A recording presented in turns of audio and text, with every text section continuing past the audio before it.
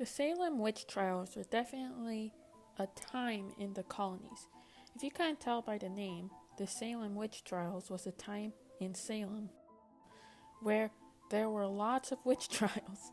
Although witch trials were uncommon, especially in Switzerland where over 500 witches, which had which most of them probably weren't even witches, were burned. Now, it wasn't too uncommon for there to be witch trials in Salem, but there was a spike of witch trials that all started for quite the stupid reason. It all started with two young girls, like not even middle school age girls. Elizabeth Parrish, who was 9 years old, and Abigail Williams, who was 11. Now, it wasn't the young girls alone who started this fiasco. Their servant, Taituba, was also in the mix. Taituba was, quote, a poor woman from the West Indies who told stories of the devil, witches, and voodoo. Hampton, page 79. Now, for some unknown crazy reason, Taituba told the girls that barking, meowing, and grunting like dogs, cats, and hogs would be fun. I don't know how they'd be fun in any sense of the word, but that's what she told them. Because of this, while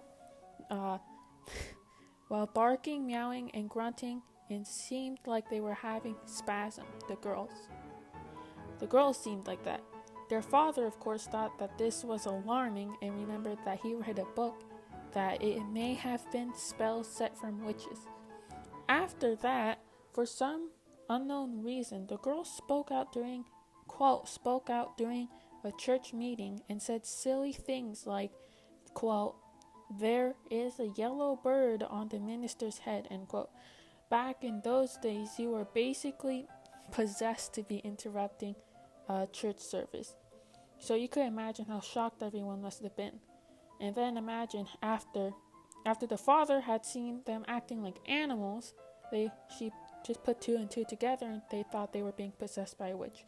The girls were telling their parents that they were being possessed by a witch, which, in my opinion, was just so they didn't get in trouble.